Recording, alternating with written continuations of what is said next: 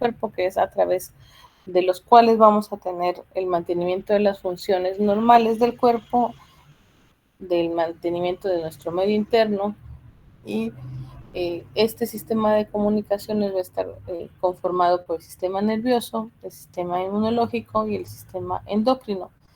Tanto es su relación o su correlación que incluso hay situaciones donde los tres sistemas convergen o se unen y vamos a ver trastornos neuroendocrinos, y muchos de los trastornos endocrinológicos son autoinmunes o tienen que ver con la inmunidad. Entonces esto es algo que está muy interrelacionado. El sistema endocrino clásicamente está conformado por tres componentes. Primero son las glándulas, que es el tejido especializado que produce una hormona. Segundo, pues es la hormona propiamente. Y tercero, son los tejidos blanco o las células blanco de esta hormona. Entonces, aunque está un poquito movida la imagen, ahí lo que vemos es glándulas, tenemos las paratiroides. Estas son las paratiroides, aunque está un poquito movido. Déjame un segundito. Se ve muy feo.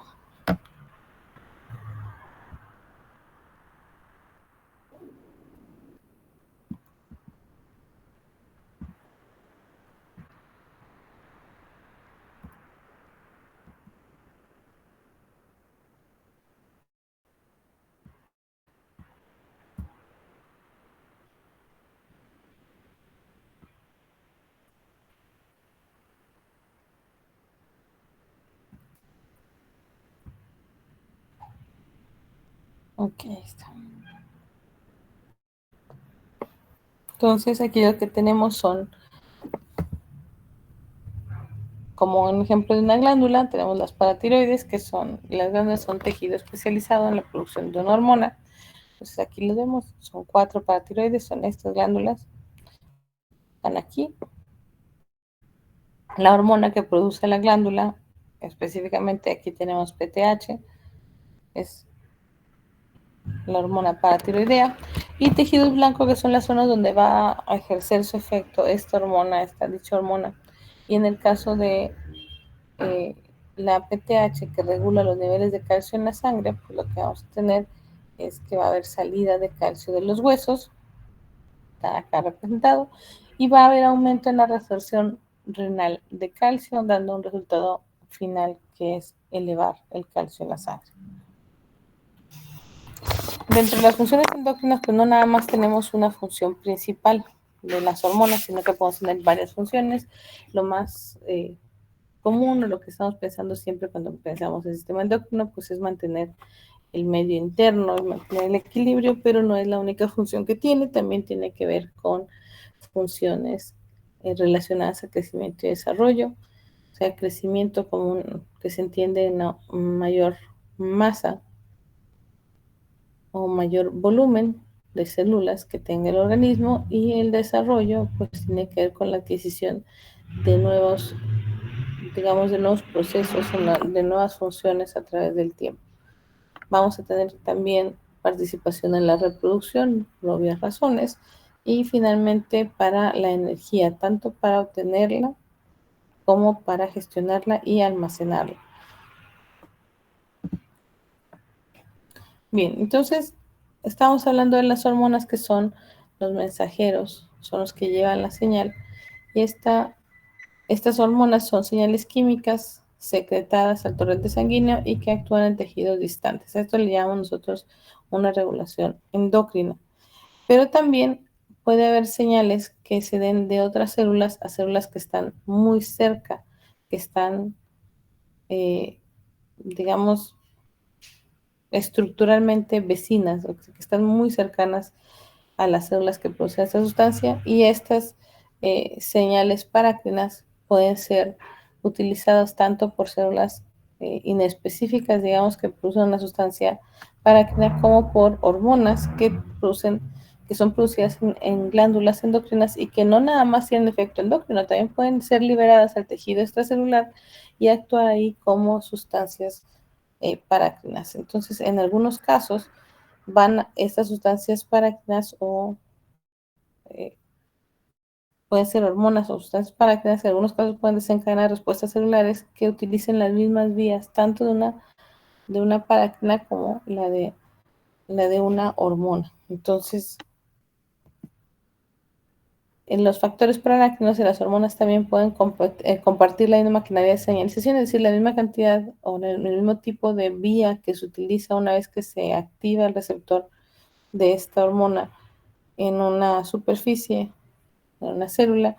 Esta puede tener, una vez que pasa esa señal, puede ser en la misma maquinaria de acción intracelular que comparte la hormona junto con factor parácrino. Además, también las hormonas pueden actuar con factores parácrinos, lo que sí no puede pasar es lo contrario, es decir, un factor parácrino es simplemente un factor parácrino, no es necesariamente una hormona. Y tenemos efectos muy distintos de una hormona si es utilizada como un factor parácrino o si es utilizada con un efecto endocrino. Entonces, por ejemplo, en el caso de la testosterona, tiene efectos que logran al llevar esta testosterona al torrente sanguíneo y que viaje a todo el cuerpo. Eso tiene que ver con caracteres sexuales secundarios, tiene que ver con ganancia de masa muscular y con otras condiciones. Y en cuanto a la acción local, esa se da en la vida embrionaria, donde hay necesidad de andrógenos para la formación urogenital adecuada. Entonces ahí tenemos un efecto parácrino de manera eh, cercana, se libera la testosterona y va a tener efectos locales en cuanto a la acción local o parácrina. Y cuando hablamos de la acción endocrina, esta testosterona sale del torrente sanguíneo y ahí viaja hacia diferentes sitios, o sea, no necesariamente un lugar muy lejano. Entonces, también un receptor puede ser que medie las acciones de una hormona, pero también puede mediar las acciones de un factor parácrino. Si tenemos el ejemplo de la PTH, que ya sabemos que regula el calcio, y PTHRP, que es péptido relacionado a PTH, y esto es porque estas dos sustancias son muy similares estructuralmente y van a unirse a un receptor que es el receptor de PTH. Si en condiciones normales la PTH va a regular el nivel de calcio en la sangre, pues entonces va a hacerlo a través de su receptor. El PTHRP es una sustancia muy parecida a la PTH, pero es de producción de células, sobre todo durante la vida embrionaria, ya después en la vida adulta ya no hay una producción importante de este péptido, y casi siempre cuando encontramos una producción de esta sustancia va a ser una producción tumoral. De modo que al producir una gran cantidad de PTHRP, este péptido relacionado a PTH puede competir con la PTH por los receptores, entonces lo suele, eh, digamos, inundar de esta sustancia, y la respuesta que van a tener las células es como si tuvieran una activación por PTH, solamente que no es la PTH, sino que es otra sustancia. A esto es importante porque lo vamos a ver cuando veamos patología. Es importante que sepamos que hay sustancias que pueden interferir con el efecto normal de una hormona a limitarla. Y les decía también, en ocasiones las acciones parácrinas de las hormonas pues no tienen nada que ver con la función principal hormonal endocrina, no es muy parecido, o al menos no siempre son la misma. Entonces todo esto nos se reduce a el punto de pensar que el sistema endocrino es un sistema de señales o un sistema de comunicación. Si la comunicación, les decía, es de tipo endocrino, que es la forma más clásica como uno entiende que funcionan las hormonas, es que hay una glándula endocrina de secreción que es la encargada de la síntesis y la liberación de la hormona que esté encargado, en este caso, si es de la tiroides, será la hormona tiroidea, si es paratiroides, paratiroidea, si son suprarrenales, depende de la capa de las suprarrenales que se está produciendo, pero el caso es que hay una producción específica de esa sustancia y luego hay una liberación hacia el torrente sanguíneo. Y hay que tomar en cuenta que una vez que se liberan hacia el torrente sanguíneo, estas hormonas pueden llegar hacia su destino, como lo ven ahí, que es una célula blanco y que transmite la señal a través de un receptor, pero también hay algo que sucede al vertirse en el torrente sanguíneo, que es que hay una dilución. Entonces, una pequeña cantidad, a lo mejor que había de producción de esta hormona, si se va a difundir hacia la matriz celular, hacia una célula vecina, pues una pequeña cantidad es suficiente, pero cuando estamos hablando de que vamos a vertir hacia el torrente sanguíneo, van a sufrir una dilución importante.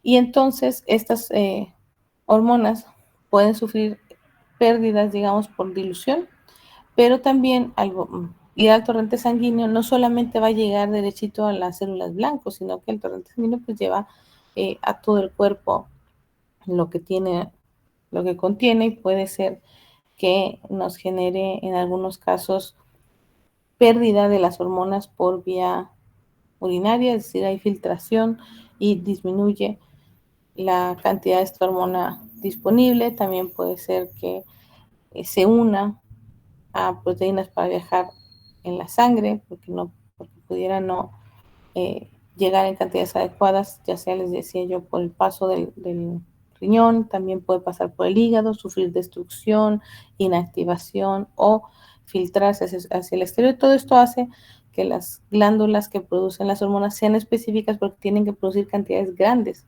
Entonces, para tener una comunicación cercana y la liberación de la sustancia de manera parácrina solamente la matriz extracelular, no requerimos grandes cantidades, pero para hacer una señalización endocrina sí, porque van al torrente sanguíneo, y la ventaja del torrente sanguíneo es que los puede llevar prácticamente a todo el cuerpo, pero la desventaja es que así como llega a la célula blanco, pues llega a otros sitios donde puede sufrir destrucción. Y en la comunicación parácrina, como vemos aquí, pues es una célula secretora que puede ser una célula especializada o puede ser cualquier célula del cuerpo que libere una sustancia que es una molécula señal y que se va a unir al receptor de otra célula que está ahí pegadita. Por eso se llama comunicación parácrina. Pero aquí lo que tenemos es un espacio muy pequeño donde lo que va a alterar el funcionamiento tiene más que ver con la presencia o no de proteínas fijadoras que puedan secuestrar estas sustancias que se llevan, o el gradiente de concentración. También hay una comunicación que se llama autócrina, donde la célula produce una molécula señal, la libera al exterior, a la matriz extracelular, y esta sustancia regresa a la misma célula y ahí a través de un receptor hace su efecto. ¿Cuáles son los puntos importantes entonces en la regulación endocrina? Lo primero es que siempre ocurre la fuente de la sustancia, que en este caso pues la hormona, siempre ocurre en una glándula específica que está encargada de producir algunas hormonas únicamente, o a veces solamente una, y de liberarla. No tiene que ver, digamos, la estructura de la hormona con lo específico que es que en el objetivo, o sea, en el tejido blanco, no tiene que ver qué parte de la glándula la produzca ni nada, simplemente todo lo que produzca es igual. Esta sustancia va al torrente sanguíneo. Ahí les decía, va a obtener una distribución que es casi universal, es decir, solamente vamos a estar teniendo problemas para ingresar a la zona santuario, donde no hay, o donde hay una barrera que separa la sangre del, digamos, del cuerpo, que eso puede ser eh, la barrera hematoencefálica, puede ser la barrera hematotesticular. Entonces ahí en esos puntos puede no llegar, pero en general la distribución es casi universal, pero sufren dilución, que era lo que les decía, vamos en cantidades mucho menores. Y luego está la posibilidad de pasar por un tejido no blanco, es decir, que vaya la hormona a un órgano que no sea el encargado de recibir la señal, como en el caso del riñón, que pudiera ser el riñón, y al llegar al riñón va a sufrir eliminación por filtración, o puede pasar también al hígado, y en el hígado va a sufrir transformaciones de esta hormona que la puedan inactivar, y en ese caso, pues esto es, digamos, pérdida del sistema, estamos perdiendo cierta cantidad de hormona, que es una pérdida que ya está considerado, por eso la glándula produce grandes cantidades de hormona. Y una vez que llega a la célula blanco, que es donde se va a hacer el efecto de esta hormona, la célula blanco va a obtener la señal por medio de un receptor, es el que le va a hacer saber qué es exactamente el cambio que se tiene o que se busca en esa célula, y la respuesta de la célula blanco ante las señales puede ser o puede variar dependiendo del número de receptores que tenemos disponibles, es decir, si puedo ligar una o más moléculas de esa sustancia para tener un mayor efecto, las vías de señalización, es decir, todo lo que ocurre a partir del receptor hacia el interior de la célula, otros ligandos o presencia de las sustancias que se puedan unir a ese receptor y que puedan competir o desplazar nuestra hormona por un espacio en este receptor y finalmente para pasar la señal. Y tiene también que ver la respuesta con el metabolismo del ligando receptor. Por ejemplo, hay células que van a interiorizar al receptor y a la hormona y los pueden destruir, pueden sufrir degradación como si fuera un endosoma. Lo ingresan a la célula y lo destruyen. O puede ser que haya una separación del receptor con la sustancia, una simple separación y pues ya no hay necesidad de eliminar nada.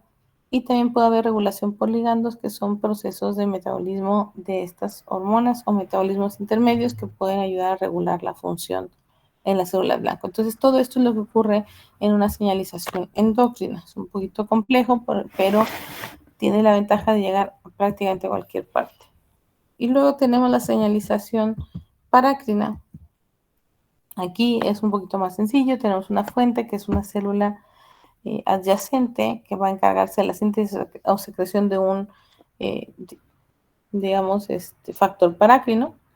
Y este factor parácrino va a ser liberado hacia la matriz extracelular donde se va a difundir, y la respuesta en la célula blanco pues depende de la distancia de difusión, depende de si hay o no hay en el tejido extracelular proteínas fijadoras o proteasas que rompan la matriz extracelular o que generen disrupción, que destruyan la señal que mandamos o que dificulten su difusión. Todo esto puede ser algo que ocurra en el trayecto, en el pequeño trayecto que va de la célula que produce el factor parácrino hacia la célula blanco.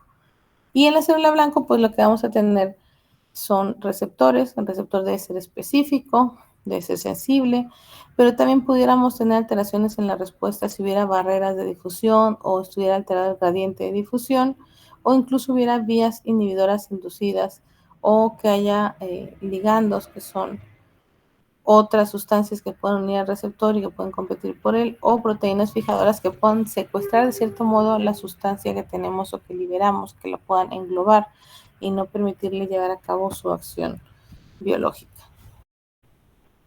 ¿Qué otras diferencias puede haber entre las hormonas y los factores parácrinos? Pues las hormonas se van a difundir eh, por el torrente sanguíneo a todo el cuerpo y por lo tanto se tendrán que sintetizar cantidades mucho mayores por lo que se va a perder, digamos, al hacer la difusión. Y siempre, siempre las hormonas van a ser producidas por células especializadas, que son las glándulas, las células de las glándulas. En un factor parácrino no es así. No hay producción de sustancias específicas, ni están especializadas en producir y sintetizar una hormona dada. Además, como les decía, el viajar por el torrente sanguíneo de las hormonas en el sistema de señalización endocrina es una ventaja porque difunden concentraciones efectivas a los tejidos. Pero en algunos casos, por ejemplo, con las hormonas lipofílicas, que son hormonas solubles en grasa o aceite, pudiera ser que no puedan viajar de manera adecuada en el torrente sanguíneo, que es un medio acuoso, porque no se van a disolver. Entonces, aquí entra la importancia de las hormonas, de las globulinas fijadoras de hormonas, como la globulina eh, fijadora de cortisol o de otras. En estos casos, lo que hacen estas globulinas es unirse a la hormona que es hidrófoba, que es, digamos, derivada del colesterol, para que pueda diluirse en la sangre, que es un medio acuoso, y así poder contar con mayores cantidades de esta sustancia en el tejido de la sangre. estamos hablando de que tenemos la función endocrina para conservar el medio interno, el equilibrio, digamos, del medio interno, también para funciones de crecimiento y desarrollo. Y hay condiciones que son importantes de mencionar. Por ejemplo, podemos tener hormonas que tengan diferentes acciones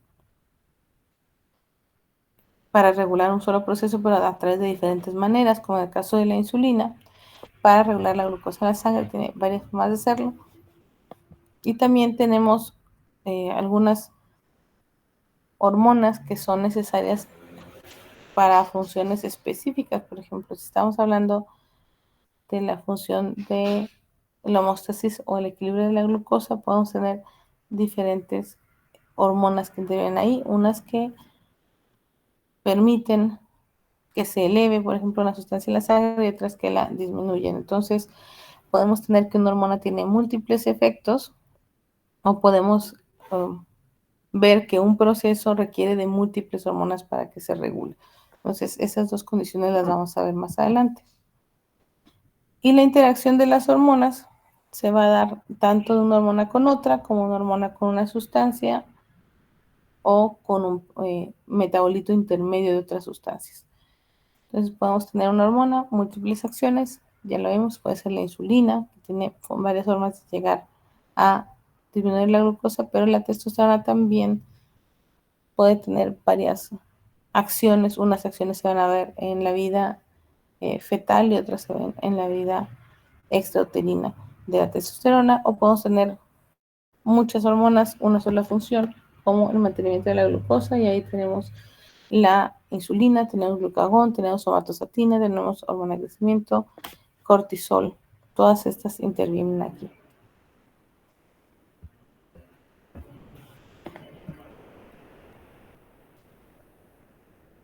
Y aquí está el ejemplo de la testosterona. La testosterona es necesaria para la función labioescrotal, formación de conducto de Wolff y diferenciación urogenital en la vida embrionaria. También más adelante en la vida es necesaria para el desarrollo puberal, el cierre de los cartílagos de crecimiento, la espermatogénesis y la formación y liberación de vello corporal. Más adelante, en la vida de los pacientes puede generar retención nitrogenada positiva o efecto anabólico, es decir, ganar masa. Y más adelante también podemos encontrar efectos adversos del tiempo de exposición hacia esta hormona, que puede ser recesos frontales, es decir, caída de cabello en las zonas frontales, calvicie androgénica y crecimiento prostático benigno, que aunque son benigno quiere decir no canceroso, pues no quiere decir que esté bien que se lo deje.